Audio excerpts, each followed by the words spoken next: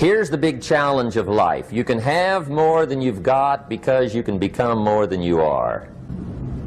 That's the challenge. And of course the other side of the coin reads, unless you change how you are, you'll always have what you got. I have found in my experience that income does not far exceed personal development. Now sometimes income takes a lucky jump, but sure enough, unless you grow out where it is, it'll usually come back where you are. Life has strange ways. If somebody hands you $1 million, best you become a millionaire quickly, so you get to keep the money. Otherwise, sure enough, it'll disappear. Somebody once said, if you took all the money in the world, divided it up equally among everybody, it would soon all be back in the same pockets. Incredible. Success is something you attract, not something you pursue. Success is looking for a good place to stay. So instead of going after it, you work on yourself. Personal development. See, the major question to ask on the job is not what are you getting. The major question to ask on the job is what are you becoming? See, the big question is not what am I getting paid here. The big question is what am I becoming here? Because true happiness is not contained in what you get. Happiness is contained in what you become. So that's our major subject for tonight, personal development. Of all the assignments Mr. Schoaf gave me at age 25, this was probably the most difficult. In fact, I'm still working on this one. I think it's an unending challenge to see what you can become. Life is known as the big if. Harry Truman once said, life is iffy. How true. And here's the big if we're going to consider it tonight. It's possible to do much better at the marketplace if you go to work primarily on yourself. And that's the theme of our seminar tonight. Learning to work primarily on yourself. People have asked me for the last 24 years, how do you develop an above average income? And the answer is, become an above average person. Develop an above average handshake. Some people want to be successful, they don't even work on their handshake. As easy as that would be to start on. They let it slide, they don't understand. Develop an above average smile. Develop an above average excitement. Develop an above average interest in other people. Develop an above average intensity to win. See, that'll change everything. Probably one of the most frustrating experiences in life is looking for an above average job with above average pay without becoming an above average person. It's called frustration. And Mr. Schoaf gave me probably the greatest clue he gave me when I first met him. He said, Jim, if you want to be wealthy and happy the rest of your life, just learn this lesson well. He said, learn to work harder on yourself than you do on your job. Then Mr. Schoaf gave me probably one of the most important clues among so many things he taught me, but this was in those early days. Mr. Schoaf was very kind, but he was also very abrupt, and he had these interesting questions to ask. I'm giving him a little rundown one day on how things hadn't worked out for me. He said, Mr. Rohn, I've got the answer for you if you will listen carefully. And listen carefully I did that day and for the next 5 years. If somebody's wealthy and happy, you gotta listen. He said, Jim, I've only known you a short time, but he said, it's already my honest opinion that for things to change for you, you've got to change. That wasn't quite the answer I was looking for. But that's the answer he gave me, and I pass it along to you on this warm summer evening in Anaheim, California, 1981. For things to change for you, you've got to change. Otherwise, it isn't going to change. Before I met Mr. Schoaf, I used to say, I sure hope things will change. Right? That seemed to be my only hope. If it isn't going to change, I'm in serious trouble. And then I discovered it isn't going to change, so I'm in serious trouble.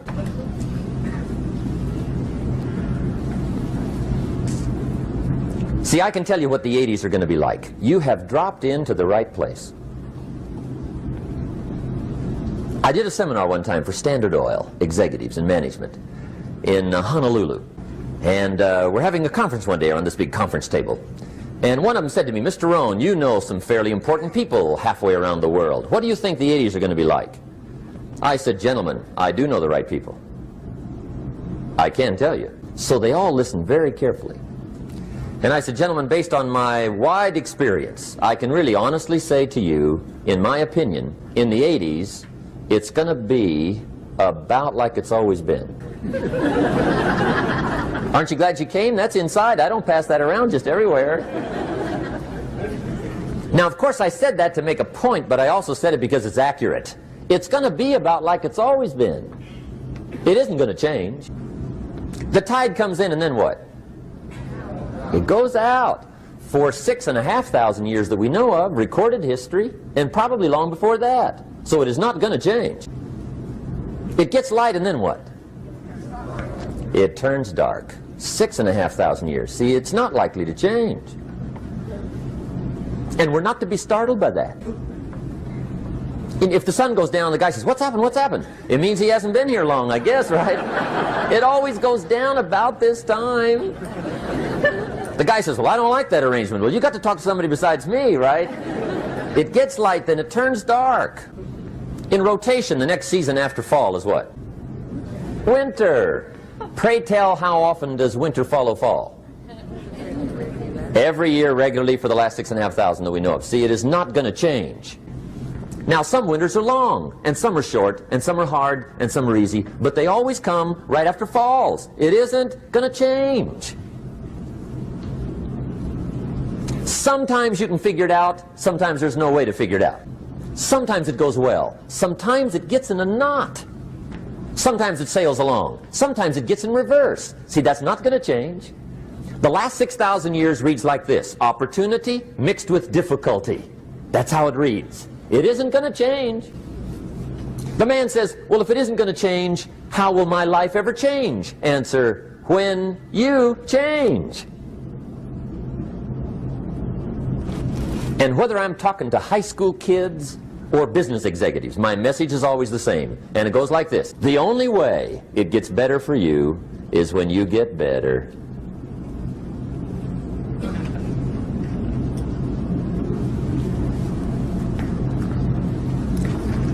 Let me give you the 4 major lessons in life to learn. Here's 4 majors.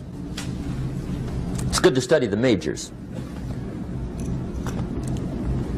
In our weekend seminar we teach, some people don't do well because they major in minor things. You've got to be on the lookout. At the end of every week, end of every month, you've got to check, make sure you're not spending major time on minor things. Okay, we go through that whole series. Majors and minors. Now, let me give you 2 phrases before we get to the 4 majors. This will set it up and you'll see where I'm going. 2 key phrases for your notes. Here's the first one. Life and business is like the changing seasons. That's the first phrase. Life and business is like the changing seasons. One of the best ways to describe life, it's like the season. Frank Sinatra sings, "Life is like the seasons." Now here's the second phrase, very important. You cannot change the seasons, but you can change yourself. You can't change the seasons, but you can change yourself. And see, that's how life gets better for you, not by chance, but by change. Now, here's the 4 major lessons in life to learn. I've got my first book finished, came out a couple of weeks ago. This is in it, the 4 major lessons in life to learn. Here they are. Number 1, learn how to handle the winters. That's lesson 1. They come right after falls, with regularity. Some are long, and some are short, and some are hard, and some are easy, but they keep coming.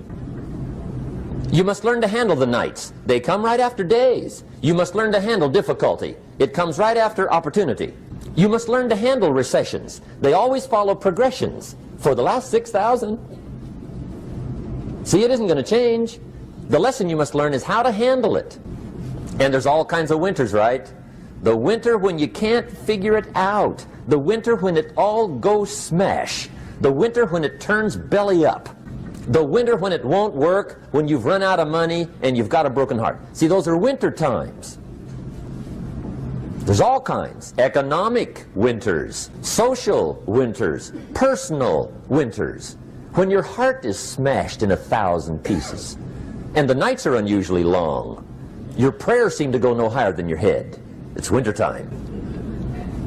Barbara Streisand sings, "It used to be so natural to talk about forever, but used to be's don't count anymore. They just lay on the floor till we sweep them away. You don't sing me love songs, and you don't say you need me, and you don't bring me flowers anymore." A song of winter. But see, the disappointments come. Those are normal. That's part of life. But the question is, how do you handle it? How do you handle the coming winters and the disappointments and the down times? Well, you can't get rid of January by tearing it off the calendar. But here's what you can do. You can get stronger, you can get wiser, and you can get better. The winters won't change, but you can.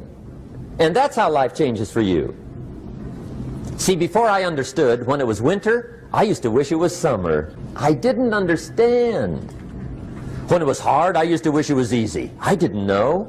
And then Mr. Schoaf gave me a part of his very unique philosophy when he said, "Don't wish it was easier, wish you were better." See, that triggered my whole life change. Don't wish for less problems, wish for more skills. Don't wish for less challenge, wish for more wisdom. That's the key. So that's lesson 1, learn how to handle the winters. Here's lesson 2, learn how to take advantage of the spring. That's the second one. Spring is called opportunity. And spring follows winter. What a great place for it. If you were going to put it somewhere, that'd be the place to put it, right after winter. And pray tell, how often does spring follow winter? Every year with regularity, 6,000. You can almost count on it. See, opportunity always comes. Days follow nights. Isn't that terrific? Opportunity follows difficulty. But here's what you must learn to do. Underline these 2 words in that key phrase. Take advantage. Underline those 2. You must learn to take advantage of the spring. See, just because spring rolls around is no sign you're going to look good come fall. You got to do something with it. In fact, you have to get good at one of 2 things in life. Planting in the spring or begging in the fall. Or get somebody to do it for you. See, those are about the only alternatives. Now here's what else you must do. Take advantage of the springs quickly, because there's only a few. Just a handful of springs have been handed to each of us. They don't come forever. Life is fairly brief. So you got to read every book you can get your hands on what to do with your springs while they're here. And take advantage, they soon run out. The Beatles wrote, "Life is so short." And for John Lennon, it was extra short. But life is brief.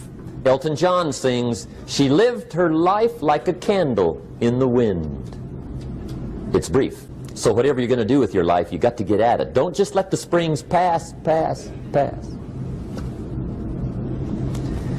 Here's the third major lesson in life to learn. Learn how to protect your crops all summer. You got to take care of what you start. Sure enough, as soon as you've planted your garden in the spring, the busy bugs and the noxious weeds are out to take it. And here's the next bit of truth. They will take it unless you prevent it. And that's the third major skill to learn. You've got to learn to prevent the intruder from taking all the good you start. It's one of the challenges. Here's 2 key phrases under number 3. First one, all good will be attacked. On this planet. Maybe not the next one we get to, but on this one, all good will be attacked.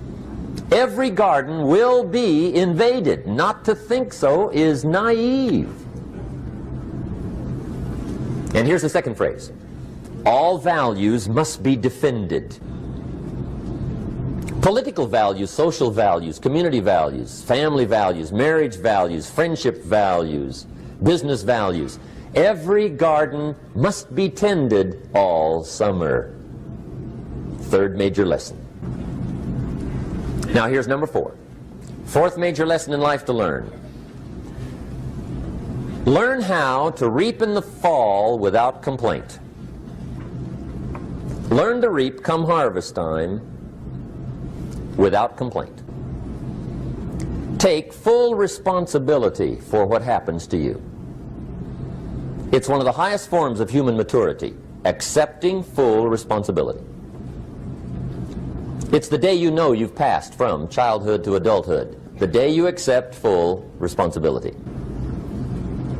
And another note, learn to reap in the fall without apology. Without apology if you do well, and without complaint if you don't. That's maturity.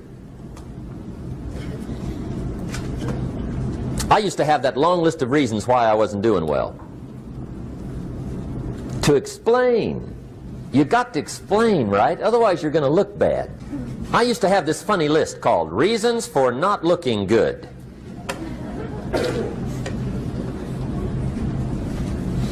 I used to blame the government.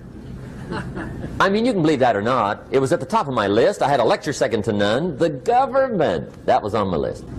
I used to blame taxes. Look what you got left after they take everything. And they expect you to do well. That was on my list there. Prices, that one's easy, right? You walk into the supermarket with $20, come out with a little half bag. So I had that on my list. I used to blame the weather. I blamed the traffic. I used to blame my car. I blamed the manufacturers. I used to blame the company. I blamed company policy. I used to blame the training program. I blame my negative relatives. They were always putting me down. I blame my cynical neighbors. They're just selfish, looking out for themselves. Won't loan you money? They were on my list.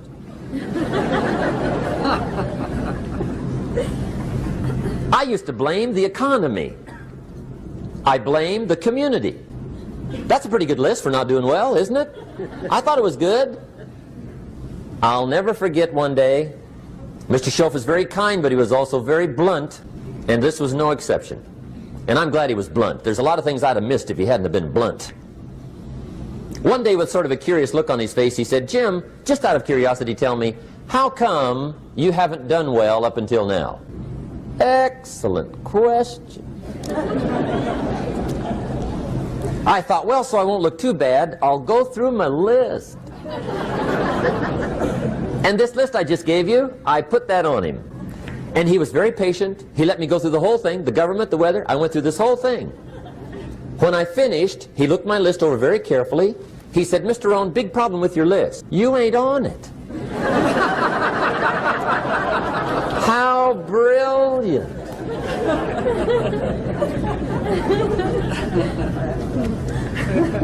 When I went to work for him a few months later, I learned very quickly to tear up my list, reasons for not doing well, and I threw it away. And I got me a fresh piece of paper. And I put one word on it. Me. There's a Black Heritage spiritual that says, "It's not my mother nor my father, nor my brother nor my sister, but it's me, O Lord, standing in the need of prayer." See, I used to blame everything outside. And then let me give you a little philosophy that helped turn my life around. For your notes, here it is. It's not what happens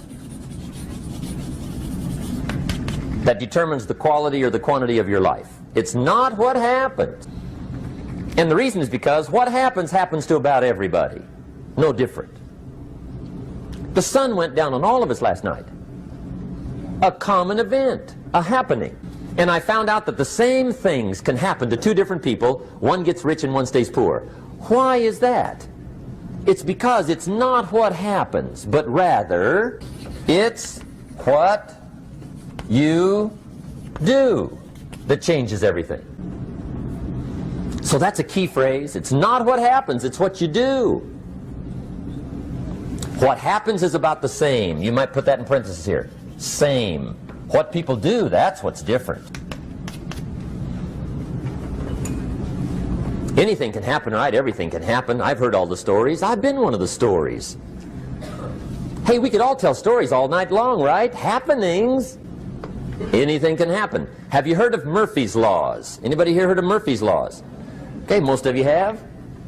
Murph had these laws.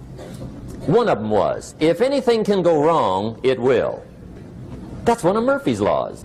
He was not one of the great positive speakers of the day. But anyway, it's still true though, right? Anything can go wrong, everything can go wrong.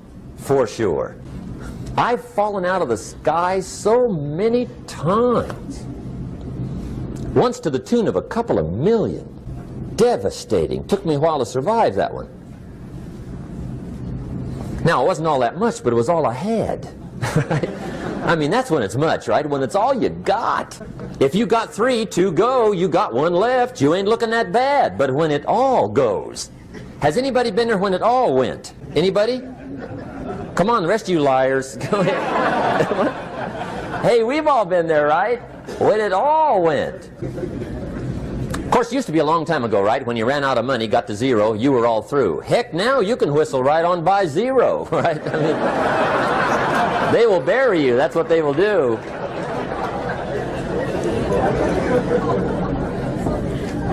But see, those are the happenings, right? Everything can happen. Anything can happen. But it's not the happenings. It's what you do about it. Somebody says, yeah, but you don't understand the disappointments I've had. Come on. Everybody's had their share. Disappointments are not special gifts reserved for the poor.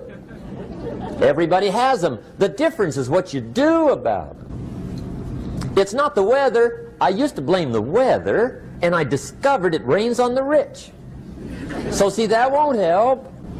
2 men wake up one morning, there's a rainstorm on. One of them looks out his window, sees the rainstorm, and he says, wow, what a storm. With weather like this, they can't expect you to go out and make sales. He stays home.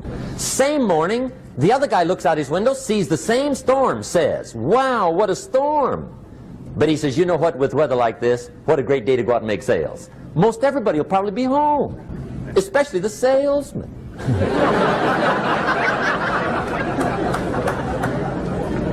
See, that's the difference in how your life works out. It's not what happens, it's what you do. So here's one of the key questions of the evening. Starting tomorrow, what are you going to do that'll make a change in your life's direction?